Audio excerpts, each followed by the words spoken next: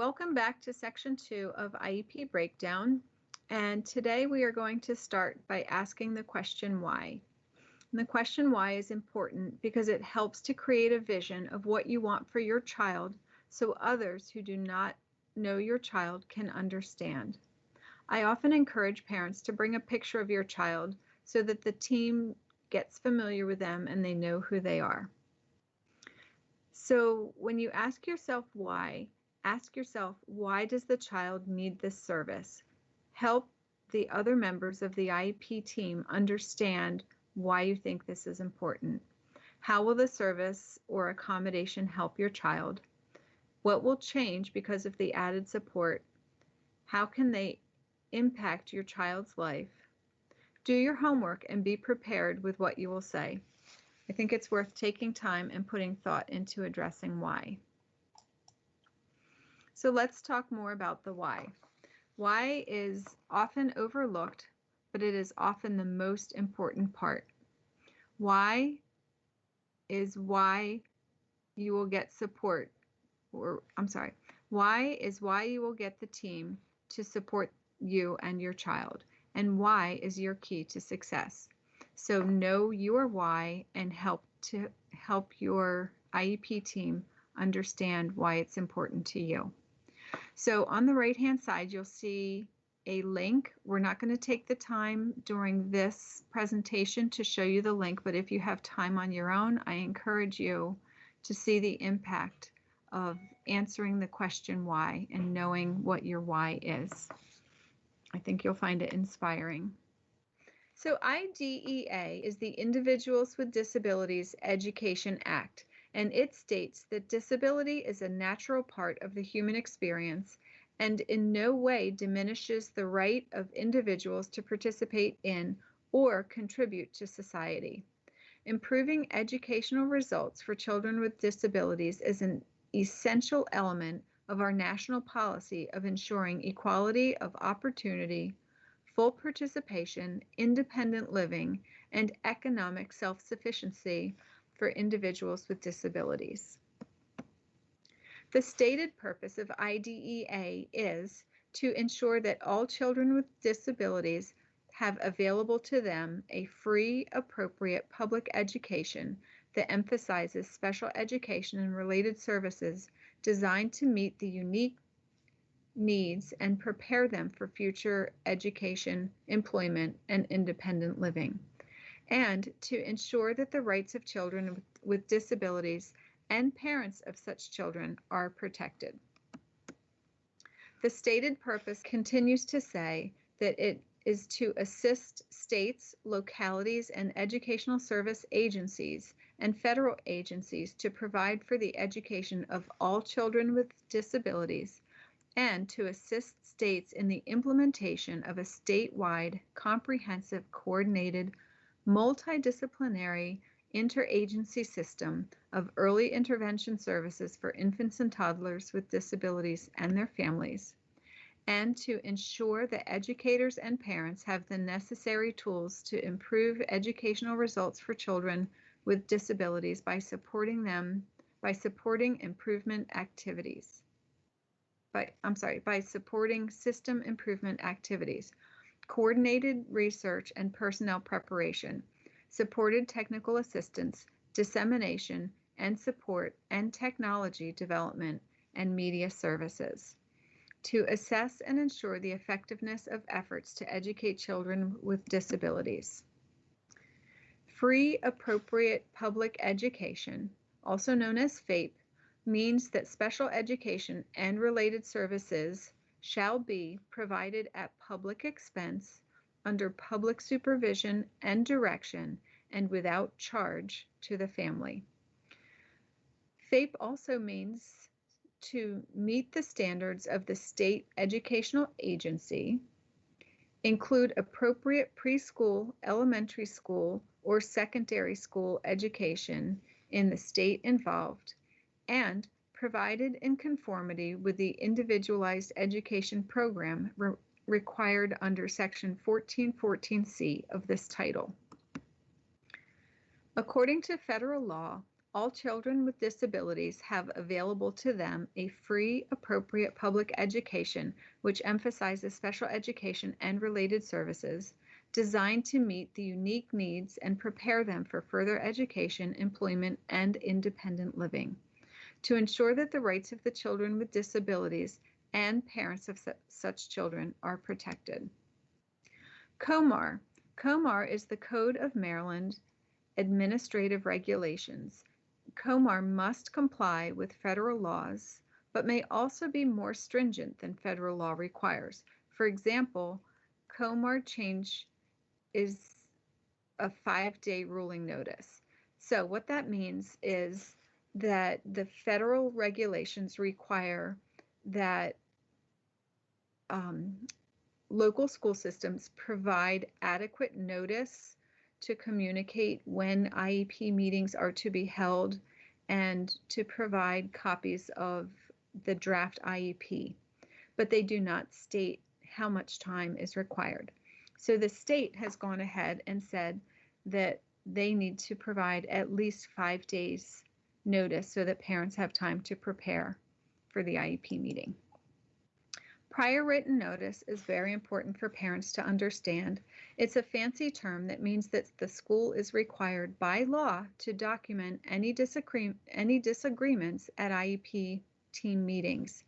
That means that if you do not agree with what the school is saying, you can request prior written notice, which requires the school to document what you requested and the reason for their denial in the meeting minutes or the prior written notice of the IEP meeting. So prior written notice is a procedural safeguard to protect students that includes a description of the action proposed or refused by the agency, an explanation of why the agency proposes or refuses to take the action, and a description of each evaluation procedure, assessment record, or report the agency used as a basis for the proposed or refused action.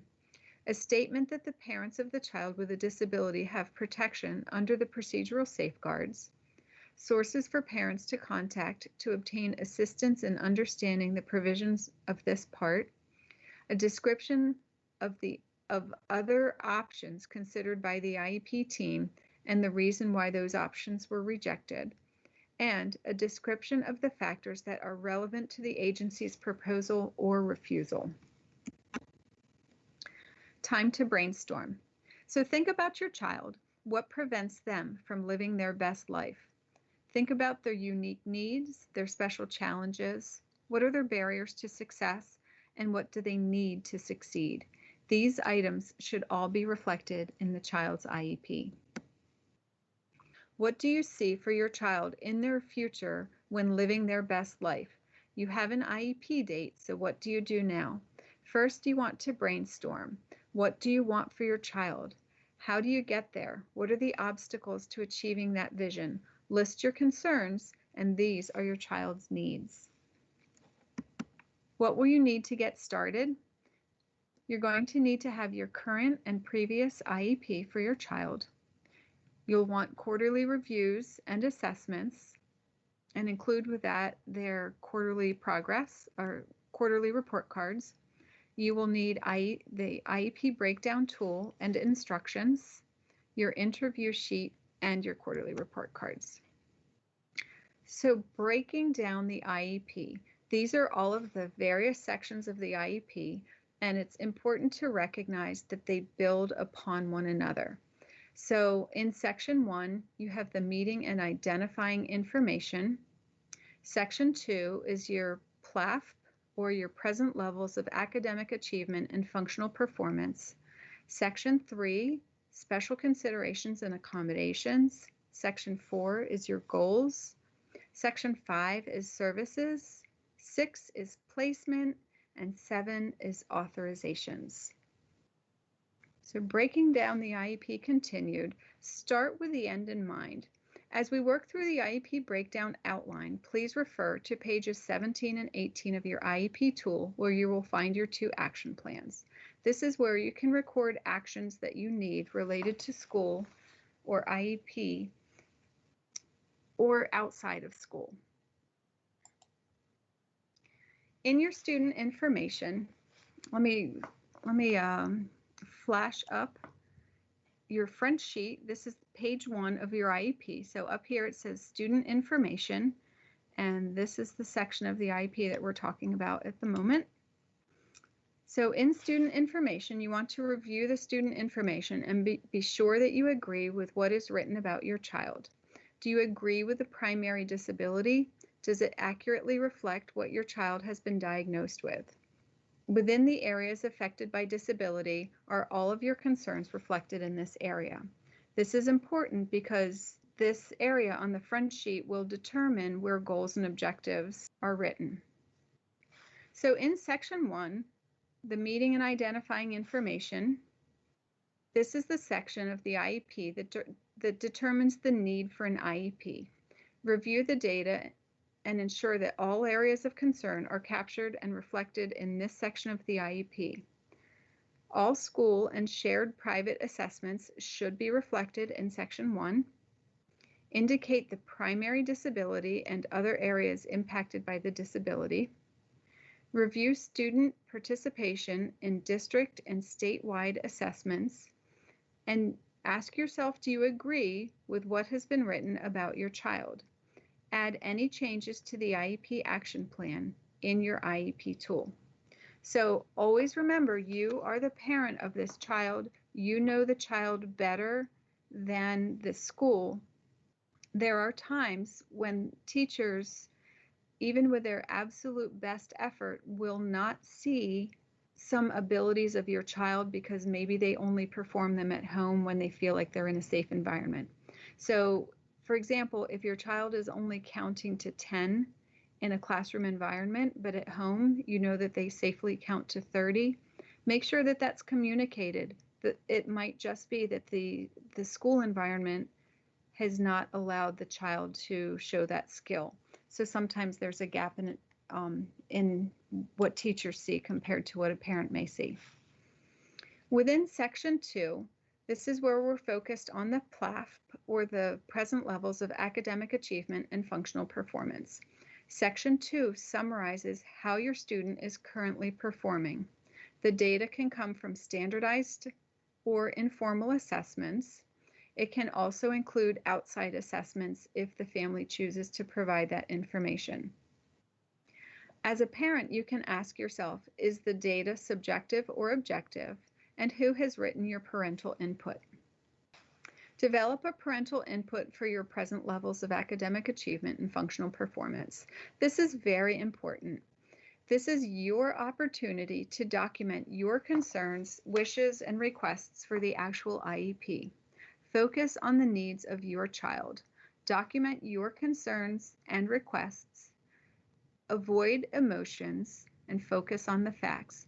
Be sure to have the parental input added to the IEP as written, and use a letter to a stranger approach. So a letter to a stranger is a resource that we will provide on the web page, and it is an article written through Wright's Law that teaches parents how to write a letter to someone who doesn't know anything about you or your child, to help draw a picture so that they can have a clear vision after reading how you describe your child. So parental input is very important. So in our IEP Breakdown tool, you will see that there are actually 2 copies of parental input in the parental input section of the IEP Breakdown. And the reason we do this is I want you to recognize that the school, if the school is providing the parental input, they may be paraphrasing some things that you have shared about your child, but it may not be as comprehensive as what you may have chosen to write if you were invited to write it on your own. So the second time, use your own words to create a parental input. And this should be a much more meaningful parental input. Use the information by creating a Word document that you can email to your IEP team and request that they use your entire document in the IEP to reflect your parental input. Next, on parental input, summarize parental input regarding students' educational program. Include goals that you want for your student in the next year. Include hobbies and activities for your student, and what are your students' strengths, interests, and significant personal accomplishments. And you can include post-school preferences and activities if appropriate. So if you know what your child has an interest in at a young age, go ahead and include that, because if they have a natural aptitude or interest in something, they're going to be much more successful than if they're pushed into an area where they do not have strong interest. So how does the student's disability affect his or her involvement in the general education curriculum? Any additional parental concerns not previously reflected in the IEP should be included here. And this is really the parent's only chance to document your concerns in the IEP. So this section should come from you and not be written by the school. And then the last part within section 2 is formal assessments. This section should include all pertinent assessments completed within the past 3 years. They can be completed within the school system, which are considered internal assessments. They can be completed outside of the school, which are outside or external assessments. Do you agree with what is currently written about those assessments? Is the data objective or subjective? You want to ask yourself. And do you can request that information be presented differently, or that different information be included. Be sure to include changes to your tool action plan. Okay, so we just walked through sections 1 and 2 of the IEP, and now I'd like you to pull out your IEP breakdown tool, and you can use your IEP breakdown instructions to go along with this. But what I want you to do is pull the information from your IEP and use it to populate this document. So you're going to fill in the student information, the meeting and identifying criteria, participation in district and statewide assessments, and then in section 2, you're going to move into your present levels of academic achievement and functional performance, which is your PLAAFP. You're going to carry all of that data from the IEP into this tool.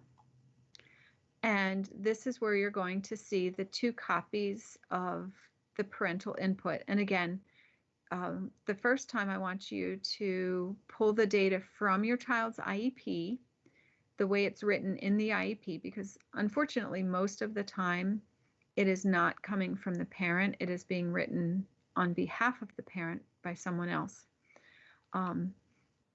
So I'd like you to see how it's written when someone else is writing it for you. And then I want you to go back and write your own input with your own thoughts and feelings and emotions based on how you actually feel about your child's educational process. This is your opportunity to express your thoughts and concerns, and this becomes a permanent part of the record. So it's very important that this be done in your words. Okay, now we're going to look at the formal assessments, and you can use the information that is in the existing IEPs and ask yourself, do you agree with how it's written? And go back to the original assessment and look at what the recommendations are, especially if the assessment occurred outside of the school system.